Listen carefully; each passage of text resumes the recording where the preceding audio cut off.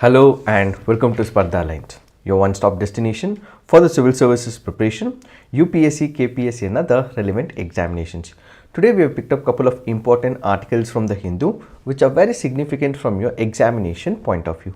Let's get started and look into the first article. The first article here is important from your GS paper to education. The article here is speaking about ragging. We will try and understand what is the meaning of ragging, what are the likely consequences when a person goes through ragging, what are the measures that have to be taken by the government as well as by the educational institutions. Why is this in picture? That is because of late what we are witnessing is couple of cases where ragging has increased in couple of educational institutions.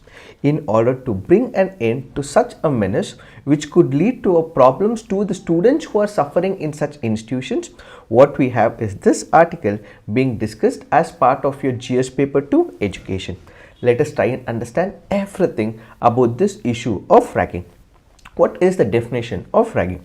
The Supreme Court of India in the Vishwa Jagrati matter back in the year 1999 defined ragging as any disorderly conduct whether by words spoken or written or by an act which has the effect of teasing, treating or handling with rudeness any other student, indulging in rowdy or undisciplined activities which causes or is likely to cause annoyance, hardship or psychological harm, or to raise fear or apprehension thereafter in a fresher or a junior student, or asking the students to do any act or perform something which such student will not in the ordinary course, which has the effect of causing or generating a sense of shame or embarrassment so as to adversely affect the physique or the psyche of a fresher or a junior student. In fact, when you look into this when you look into this definition, it comprehensively covers what ragging is. It defines what ragging is. It also defines what the complications of the ragging are, likely ramifications, and it ultimately says that a fresher who goes through this entire exercise of ragging feels the embarrassment and goes through a psychological problem. So what is this concept of ragging? For example, you or all of us might have gone through it, but those are all healthy ragging where you would have seniors in your colleges and you would also have the freshers who enter the colleges, and ultimately there is a slight chatter or a batter between the seniors and the juniors. But when it takes the aggressive form which induces fear and phobia and apprehension among the juniors, they enter into a form of complex problem. That is what could result in ragging. So in ragging, you would have a senior, you would also have a junior, where the junior is asked to do some things by the senior which is against the free will of the junior. It can take many other forms as well. Let's say for example, it can take criminal intimidation form where he is constantly hounded. A person is made to do certain acts as well which is against the free will of an individual. This can also lead to financial extortion as well. This can also lead to sexual advances as well. Such is the case which could lead to fear in the student, and ultimately the student will feel what is called as embarrassment or shame when it comes to such activities. So when there is a senior who engages in teasing or ragging a junior where the junior faces embarrassment and shame, that is what is called as ragging. What could happen in the ragging? Let's say for example, when a person goes through ragging, this person, the junior, faces the embarrassment and the shame. He might not be able to go through that particular scenario. He will feel a psychological pain as well. He would not be able to discuss it with other friends as well. He would not be able to discuss it with parents as well. Why? Because these seniors would have also threatened the junior of the likely consequences. They will also ask them to provide certain money as well. This is what is going to lead to financial extortion as well. And at the same time, we are all given assignments in our schools and colleges. So in the colleges, when the senior is making the junior write his assignment, that is also a form of a ragging as well. So ragging has multiple facets where academic tasks that are given to the seniors will be given to the juniors, and these juniors are made to write it. So what are the takes that we have? One is what we have is in the form of the financial extortion. This financial extortion can lead to fear to the juniors. One is that. Then there is academic tasks which are given to the seniors. These are ultimately given to the juniors and they have to complete it as well. Then there are spoken words, emails, posts, or in fact public insults as well, where a person is made to strip, the person is made to remove his dress that he is wearing, he is chopped off with his hair, or certain kinds of experiments that are conducted as well. There will be a girl, there will be a boy, they are asked to slap each other, and this is ultimately creating a lot of chaos and shame to that individual, and this creates a permanent imprint on that individual, and as a result ragging is barred in all the colleges. We recently have couple of issues where nearly 3 months after a 17-year-old boy died due to ragging in West Bengal's Jadavpur University. A second-year undergraduate student of PSC College of Technology in Tamil Nadu has also been left brutalized physically and mentally for refusing to yield to the monetary extortion by his senior. So this ultimately disturbs or disrupts the education process of that individual, and as a result a person goes through a bleak future, and this could even prevent that person from even continuing his journey in the educational system. If we have to take some of the examples as well, we also have Amitabh Bachchan ji, who in a media appearance also said, ragging has happened with me too. I passed out my college in the 60s, and at that time ragging was existent in colleges, sometimes worse. I really can't tell you guys what kind of ragging I have been through. Please don't ask me. In fact, cricketer Suresh Raina has also gone through this as well. He says, I remember in the college hostel, Guru Gobind Singh Sports College, in the first year, मैंने बहुत मार खाई है. खूब पिटाई करते थे seniors. The seniors used to heavily beat me. In fact, he almost wanted to quit cricket as well, only because his brother was able to stand with him. He was able to withstand the pressure. And you might have all seen this scene from the Three Idiots as well. And this is another video from this is another clip that we have taken from Table 21. In fact, this movie was the real life example as to how complex a ragging issue can be, and this can ultimately disturb a person. This person who was disturbed by the ragging ultimately quits the education. He is in that fear and phobia, and for the rest of his life he continues to be that person without exploring the possibilities of life. Such has been the impact of the ragging. So what are the likely consequences? This can be broadly categorized into 4. 1 is with respect to the victim, how it will harm the victim. Next is with respect to the educational institution, how it will harm the educational institution reputation. Then how it will in fact harm the ragger as well. Let's say for example, we have a person who rags. Even that person is impacted by that ragging. And finally, we also have to read victim and family together. So these are the 4 possible impact that we will have. So when it comes to the victim, what exactly happens? A person will have an uncertain future. So a permanent scar is put up on this individual. He'll be scared to study in the near future.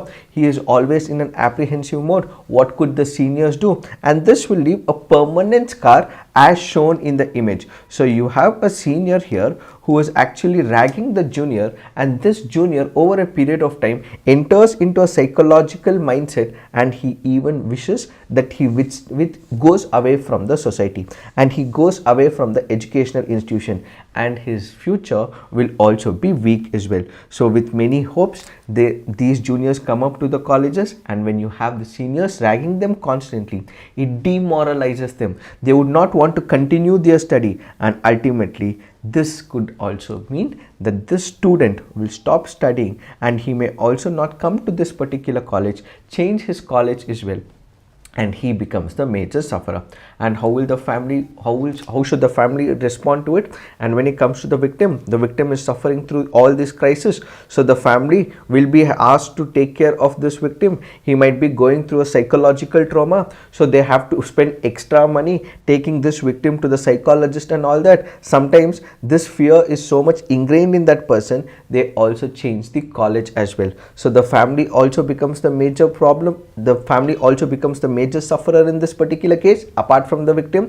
Then you also have the educational institutions. Since this particular issue has escalated, you will also have the media channels and you will also have many other print media which is saying that this particular institution is not able to stop the ragging that is taking place. So the reputation of the college is also at stake. So it is ultimately that college which has to prevent such issues from occurring. But since it was not able to do so, there is an uncalled incident that has taken place in this particular case. This could also lead to the reputation of the education being at stake. And finally, we also have that individual who also happens to be a senior, or it can be any other person who is involved in ragging. So this person's future could also be at stake as well. Why? Because this person, because he has ragged another junior, maybe the junior will also go and complain to the authorities. So this person may be suspended temporarily, or he may also be rusticated permanently as well. He might also be asked to move to another college, and this person's life could also be at stake. So 4 people who are involved, 4 institutions that are involved are getting the problems when it comes to such ragging. One happens to be the victim where he suffers, then it is the family which suffers, the educational institution which suffers, and the senior who's involved in ragging, he also suffers as well. So all these individuals become the victims of ragging. So what is that we have to do? In order to overcome these issues, we can take couple of measures. So what are the measures that have already been taken? What we have is a national anti-ragging program. So in case there is a junior or any individual who's gone through this process of ragging, he can immediately call 1800-180-5522 or email helpline@antiragging.in. But there is a concern here as well. We say that it is a toll-free number, and we also have the toll-free number given as well. In couple of instances, what we have also seen is calls have been declined. So what can be done as an alternative? Calls when declined, what they can do is immediately drop in an email. So in this particular backdrop, they will also be held accountable as well. So in case a student is going through a problem, immediately a person can call up 1800-180-5522. At that particular moment, you will have these counselors who would be able to listen what your problems are, and then they'll immediately speak to the college authorities. Since the college authorities or the hostel authorities are the first point of contact, they will be immediately given the information, and this could be ultimately broken at the bud. So this happens to be the first recommendation. So apart from that, that student can also be suspended temporarily as well. That can also be taken. If it continues to haunt the junior, he can also be rusticated from the college and can be thrown away from the college as well. So ragging affects all individuals. So number of measures like cancellation of the admission. So if this person continues to do so, his admission can also be cancelled in the near future, and they can also write a character certificate that this so and so person has been continuously engaged in ragging, and as a result he was suspended, he was cancelled and rusticated from the college. So even if he wants to study in the near future, he may not be able to. So that apprehension and that fear is created, and added to it, expulsion from the institution and consequent debarring from the admission for a specified period of time will ensure that such incidents do not occur. And students should also open up as well. They should not keep it in their hearts. They should open up to the college authorities, to their parents, and to their dear friends as well. And ultimately, these two people should come together and report it to the college authorities. And at the same time, we also have couple of sections in the Indian Penal Code which can also be applied for ragging. Ragging per se is not defined in the Indian Penal Code. We do not have sections with respect to the Indian Penal Code where we have provisions with respect to the ragging, but we have other mechanisms as to what we can use. For example, the offence of wrongful restraint is criminalized under section 339 of the Indian Penal Code, which is punished with simple imprisonment for a term which may extend to 1 month, or with fine, which may extend to 500 rupees, or with both. Wrongful restraint is an offence when a person is prevented from proceeding in any direction that can be used against those people engaged in ragging. Section 340 criminalizes wrongful confinement, which is defined as wrongfully restraining any person in such a manner as to prevent that the person from proceedings beyond certain circumscribing limits. This is punishable with a jail term that can be extended up to a year, or fine of up to 1000 rupees, or with both. These are some of the measures that can be taken. In line with this, what this article primarily speaks about is that there was one of the committee that was appointed called as the R.K. Raghavan committee. So remember, the R.K. Raghavan committee is an important committee which can also be asked in your preliminary examination. So why was R.K. Raghavan committee appointed? So R.K. Raghavan committee was appointed to come up with what are the causes of ragging and also come up with remedial measures as well. And it released a report in the year 2007, The Menace of Ragging in Educational Institutions and Measures to Curb It. The panel rightly categorized ragging as a form of psychopathic behavior and a reflection of deviant personalities. In 1999, University Grants Commission Committee had recommended a prohibition, prevention and punishment approach to curb ragging. In fact, despite all these, what we have is these issues which are persisting. So what is the author saying? As the Raghavan panel recommended, regulatory authorities must ensure that there is a ragging free campus. This has a direct bearing on the maintenance of academic standards and individual institutions, and governments too must be earnest in implementing regulations, failing which campuses would not be safe for the students. These are some of the measures which can be taken up. So what is the way forward? So the way forward would be primary responsibility would be about inculcating some values to the students.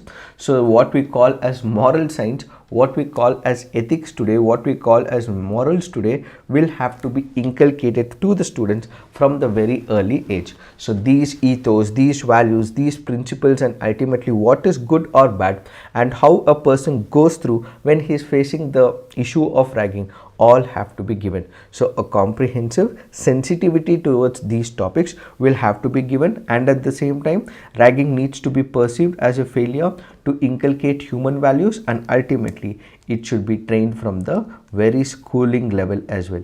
So from the schooling level, this particular issue has to be sorted and then they should be educated about the same. It is this that we have to understand with respect to this article. Now let's look into the next article. This article here is speaking about stubble trouble. What are we speaking about? We are speaking about the pollution in the northern plains, especially with respect to the national capital region, Delhi. Let's look at some of the important facts given under this article. The article says India ranks 8th in the list of countries with the worst air quality index according to annual World Air Quality Report released by Swiss air quality technology company IQAR earlier this year. To make matters worse, of the 20 top most polluted cities in the world, 14 were from India.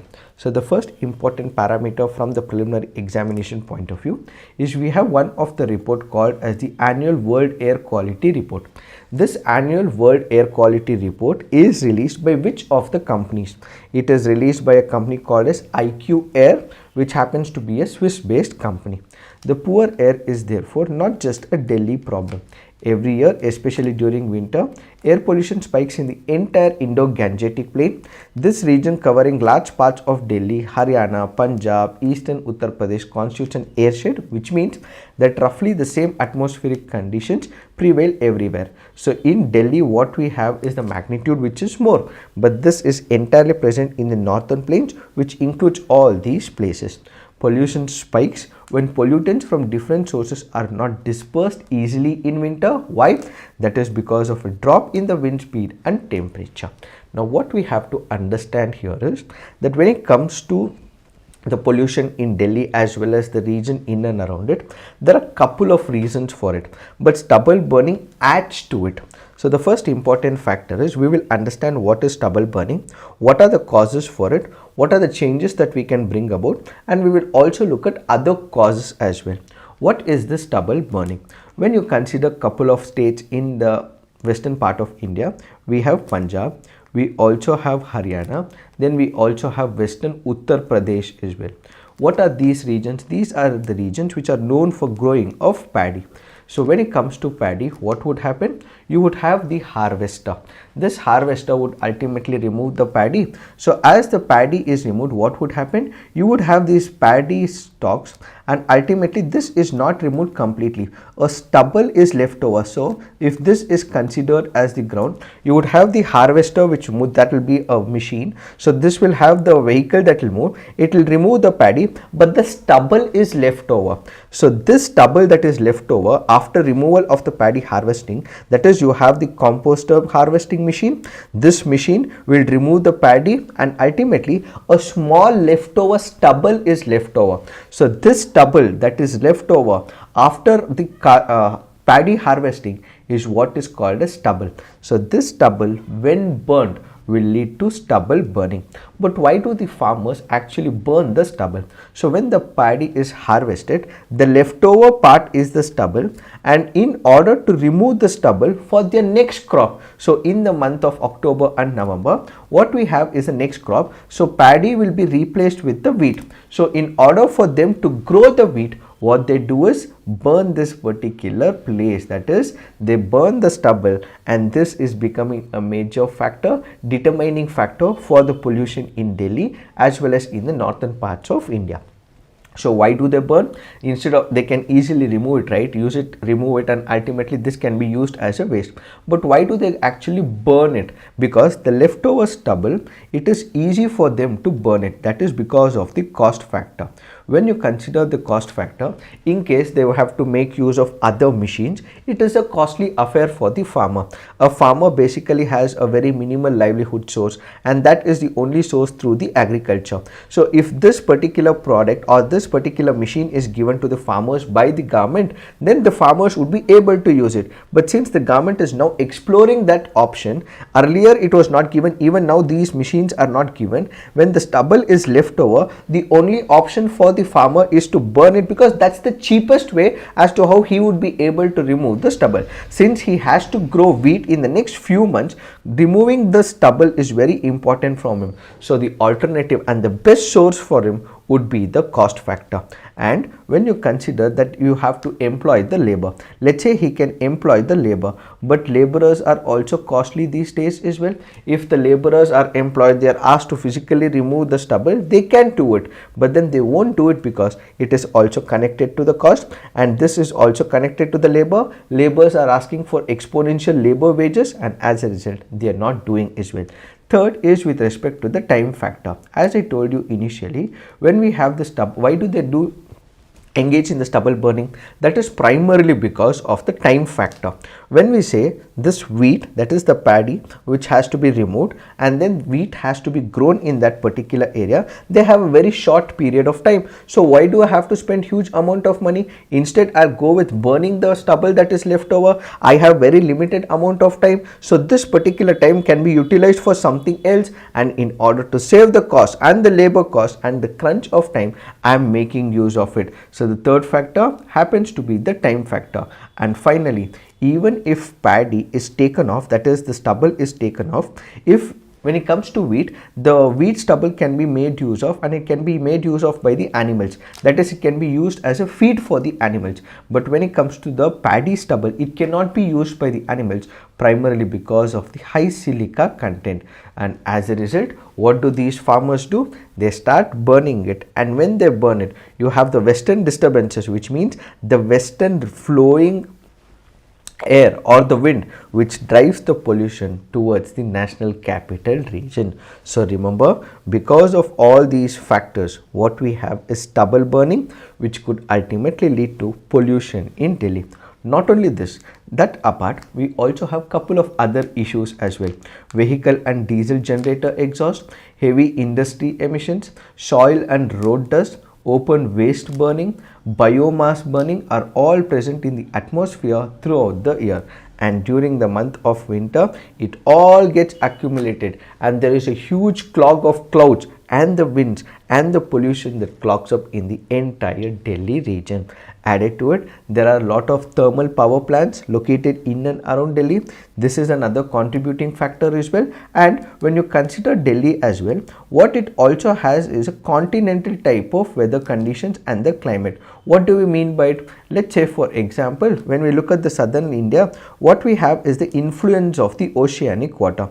So the oceanic water, and at the same time, what we also have is the sea breeze. The sea breeze will ultimately enter the land area. It will take away the pollution. Even if this particular pollution is taken away, what it will do is it will bring rainfall to the southern part of India. But when it comes to Delhi, it has a continental climate, which means there is no oceanic presence in and around Delhi, and as a result, there is no inflow of the breeze and all the air gets clogged up, and this is also leading to excessive pollution in the national capital region. So these are the likely consequences. So what is that we have to do? In order to bring an end to it, we have to take some of the measures. So Meerut farmers stop burning crop residue, paddy waste and sugarcane leaves. Instead, their farmers have started making organic manure from the remains. This can be looked at as an alternative. Haryana government issues directive to local officials to report stubble burning cases within 30 minutes, and those people who have been continuing to burn the stubble despite not asking them to do so, they will also be imposed with penalties. Traditionally, crop residue had a lot of benefits like thatching or making beds for the livestock and cattle. This can be checked upon. One option is to produce biomass with the residue to generate power.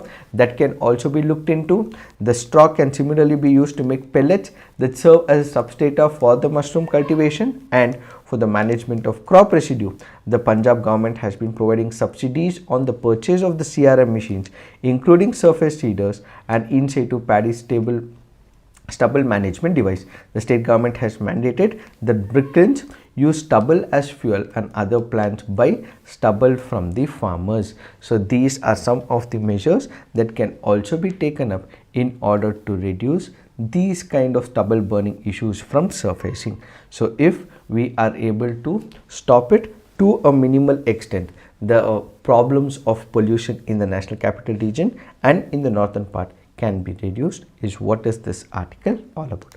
Now let's look into the next article. This article says tremors reveal gaps in emergency alert system. We have had tremors that we have faced, let's say in Nepal and also in Delhi.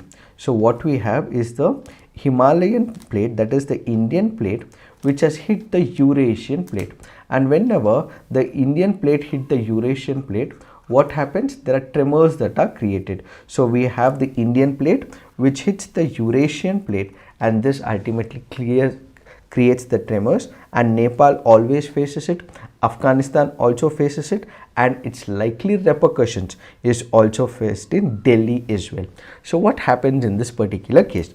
Whenever there is this earthquake that happens from the epicenter, what you will have is the message that goes, and this message should be captured by the instrumentation and the technology, and messages will have to be delivered to the people. So if there is an epicenter, what is an epicenter? It is at that particular point where the earthquake occurs, and from the epicenter, what you will have is a technology which is able to feel and understand the waves, that is the primary waves, the secondary waves, so on and so forth. So earthquake will be taken up by these instruments, and ultimately when the instruments are collecting the information, people in that particular locality should also be sent messages.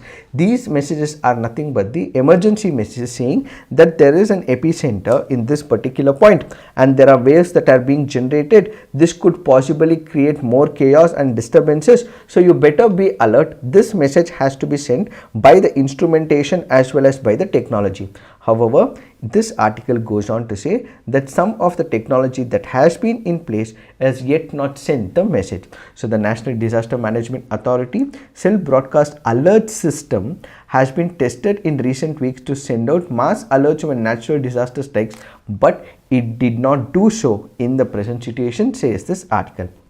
That apart, Google did not send alerts in the national capital, even though tremors were felt in both instances. In fact, from Google, what we have is the Android earthquake early warning system that supplements the government efforts on earthquake alerts and aims to provide people with advance notice that can help them stay. Even this was not activated as well. The spokesperson said that earthquake alerts did not go out immediately in many areas around the India-Nepal border where the shaking was strongest, pointing to screenshots posted on social media users in this region. So basically this particular company says it wants users only if the shaking in their area can expect to cross a value of 3.5 on the modified Merrill intensity scale, a measurement of shaking during the earthquakes. So only after it reaches a particular scale they would be able to send the message. Since that was not reached, they did not send the message, says this article. In fact, NDMA was also questioned why it did not send the message, but then there was no response from the National Disaster Management Authority. So what is this article speaking about? The article primarily says that whenever there is a natural disaster, there are instrumentations and technologies that are present. These will have to immediately send messages to the people so that they can take emergency plans. But in this particular case, despite the plans already being made, despite these technology being tested, it was yet not sent. So this is a failure of the technology, is what is this article all about. Now let's look into the next article. This article says 168 villages along the China border to get road connectivity in a year. So this article here is speaking about what is called as the Vibrant Village program. What is this Vibrant Village program? Along the northeastern side of India, what we have is China. What does China do? China is creating these small villages. These villages along its border areas basically are a plan to also entice the villagers, and at the same time it is also providing all kinds of infrastructural support along its border areas in its villages, primarily to act as a mechanism for the People Liberation Army of China. In case there is any eventuality, they would be able to seek the assistance of the villages, and at the same time they are also planning to expand the infrastructure so that in case there is any eventuality, there are equipments that are placed in these villages, and ultimately they would be able to take on the war kind of scenario as well.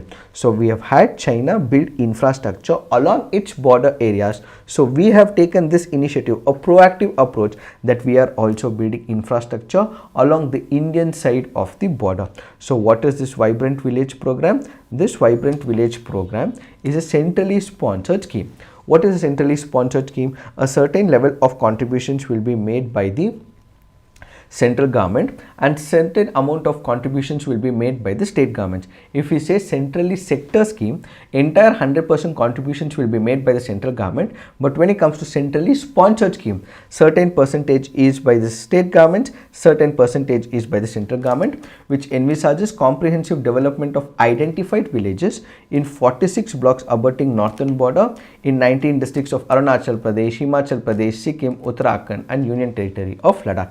This program includes central sector scheme as well as central sponsored scheme in the identified focus areas of intervention for creating livelihood generation to promotion of tourism and culture, skill development and entrepreneurship, development of cooperative societies including agriculture, horticulture, cultivation of medicinal plants or herbs, and these interventions also include providing road connectivity to unconnected villages, housing and village infrastructure, energy including renewable energy, television and telecom connectivity. So the objective is to finance the funding gap in the coverage and to ensure that all these villages are provided the basic amenities, advanced infrastructure, so that in case of any eventuality, we have these villages who would be able to give the information that so and so people have approached or entered our internal borders of India, or they can also give out information to the army that there are aggressive activities that are being undertaken by the Chinese forces, or